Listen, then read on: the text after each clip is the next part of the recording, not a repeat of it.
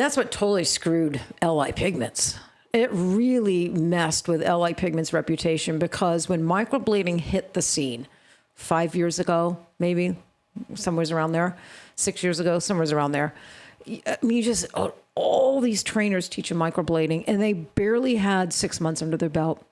And they were buying LI and giving LI kits, and they were telling all their students, add ungray to everything. Because, that'll make it not ash out. It'll make it not ash out. Way too deep. Yeah, instead of addressing their depth and their technique and the angle of the needle, just slam a bunch of ungray, slam a bunch of orange in all your pigments for every client.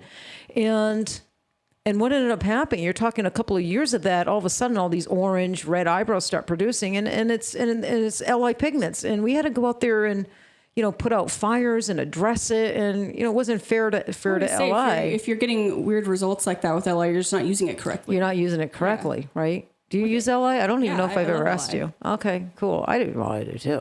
As a Tatter-a-fact, I do too. I hope so.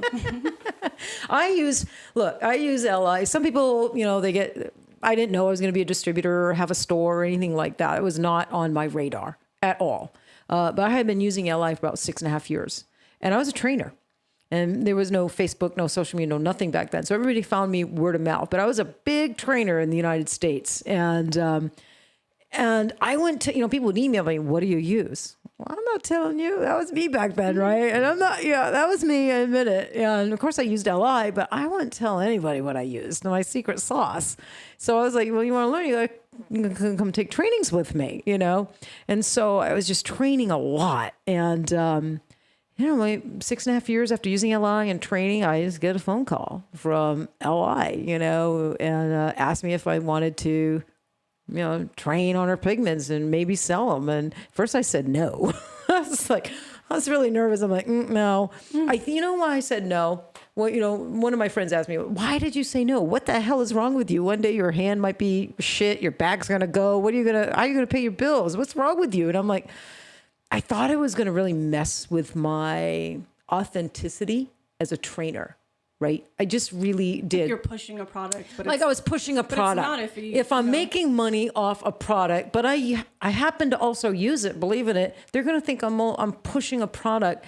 And I was so proud of my training. I was a rebel artist, trainer. I didn't follow the rules. And so I had to struggle with that. And maybe a week later, I ended up calling them back. I'm like, look.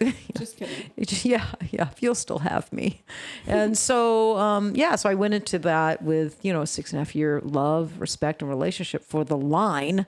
And then I got to know the people behind the line. And they are mother-daughter. And it's a super cool company, Yep. They're just a bunch of nerds. I've never had any issues with LI, even, and I'm seeing it.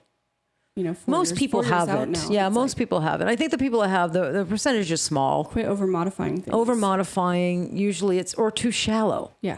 This whole trend of going too shallow, And it's a big trend right now. They're not wanting to put the pigment down in that upper dermal layer because they're afraid of going gray. Going gray or things, too deep. But look, a pigment's going to perform at its best in that upper dermal layer. It doesn't perform as well when it's superficially implanted, and it doesn't perform as well when it's too deep, right? So you end up with two different issues when it's too deep or too superficial. So you want to put it right sweet spot. In that sweet spot, that upper dermal layer. Yeah, but people are afraid of the sweet spot, Tara. I don't know why. I know. It is sweet there.